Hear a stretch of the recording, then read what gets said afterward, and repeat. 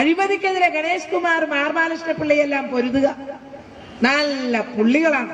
ചളിയിൽ പതിച്ചുപോയ, ദുർഗന്ധം വമിക്കുന്ന ചളിക്കുണ്ടിൽ പതിച്ചുപോയ ഒരു വ്യക്തിക്ക് വേണ്ടി, ഏതെങ്കിലും ഒരു വ്യക്തിക്ക് വാദിക്കാനോ അവർക്ക് വേണ്ടി എന്തെങ്കിലും ഒന്നിച്ച് സൗഹൃദം സ്ഥാപിക്കാനോ പറ്റുമോ? ഇനി നമസ്കാരം.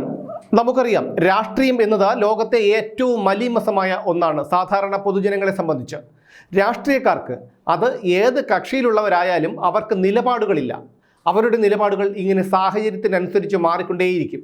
അപ്പോൾ കാണുന്നവൻ അതുതന്നെയാണ്.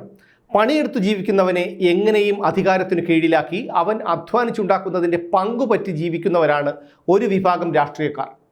ഇതെല്ലാം പൊതുജനങ്ങൾക്ക് അറിയുകയും ചെയ്യാം. പക്ഷേ ഈ രാഷ്ട്രീയക്കാർ ഇങ്ങനെ തന്നെയാണ്, അവരുടെ പൊതു സ്വഭാവമാണിത് എന്നൊരു ചിന്ത പൊതുജനങ്ങളുടെ ഉള്ളിൽ പതിഞ്ഞിട്ടുണ്ട്. KB ഗണേഷ് കുമാർ രണ്ടാം പിണറായി മന്ത്രിസഭയിൽ അംഗമായി സത്യപ്രതിജ്ഞ ചെയ്തിരിക്കുകയാണ്. ഗണേഷ് കുമാറിനെ അംഗീകരിക്കുന്നത് കൊണ്ടാണല്ലോ ഇടതുപക്ഷ മന്ത്രിസഭയിൽ അദ്ദേഹത്തിന് ഇടം കൊടുത്തത്. അങ്ങനെ വരുമ്പോൾ മുൻ മന്ത്രിയും CPM നേതാവുമൊക്കെയായ PK ശ്രീമതിയും ഗണേഷ് കുമാറിനെ അംഗീകരിക്കുന്നുണ്ട് എന്ന കാര്യം ഉറപ്പാണ്. എന്നാൽ കുറച്ചു വർഷങ്ങൾക്ക് മുൻപ്, അതായത് ഗണേഷ് കുമാർ കഴിഞ്ഞ ഉമ്മൻചാണ്ടി മന്ത്രിസഭയിൽ മന്ത്രിയായിരുന്ന കാലത്ത് PK ശ്രീമതിയുടെ നിലപാട് മറ്റൊന്നായിരുന്നു. ഞാൻ അഴിമതിക്കെതിരെ ഇനിയും പൊരുതും. എവിടെയപ്പ പൊരുതിയത്?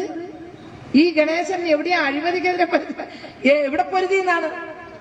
അഴിമതിക്കെതിരെ ഗണേഷ് കുമാർ, മാർബാലകൃഷ്ണ പിള്ളയെല്ലാം പൊരുതുക. നല്ല പുള്ളികളാണ്. ഈ അഴിമതി നടത്തിയവരാണെന്ന പേര് പറഞ്ഞാൽ രക്ഷ കിട്ടുമല്ലോ. ആരും വിശ്വസിക്കാൻ പോകുന്നില്ല. ചോറ് തിന്നുന്ന ഒരു മനുഷ്യനാണെങ്കിൽ ഇത് വിശ്വസിക്കാൻ പോകുന്നില്ല. വീട്ടിനകത്ത് കയറ്റാൻ പറ്റുമോ? പത്തനാപുരം നിയോജക മണ്ഡലത്തിലുള്ളവര് അഭിമാനികളാണല്ലോ.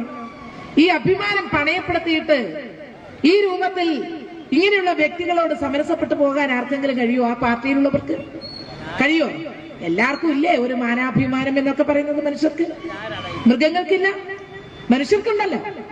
ഈ മാനാഭിമാനം എന്ന് പറയുന്ന ഒന്നുണ്ടെങ്കിൽ ഇത്തരത്തിൽ യാമിനിയുടെ ഭാഷയിൽ തന്നെ ഏറ്റവും തരംതാണ, നിലവാരം കുറഞ്ഞ, ഒരു തരത്തിലും ആർക്കും ഒരു താരതമ്യമില്ലാത്ത രൂപത്തിലേക്ക് ചളിയിൽ പതിച്ചുപോയ, ദുർഗന്ധം വമിക്കുന്ന ചളിക്കുണ്ടിൽ പതിച്ചുപോയ ഒരു വ്യക്തിക്ക് വേണ്ടി, ഏതെങ്കിലും ഒരു വ്യക്തിക്ക് വാദിക്കാനോ അവർക്ക് വേണ്ടി എന്തെങ്കിലും ഒന്നിച്ച് സൗഹൃദം സ്ഥാപിക്കാനോ പറ്റുമോ? ഇനി പറ്റില്ലല്ലോ.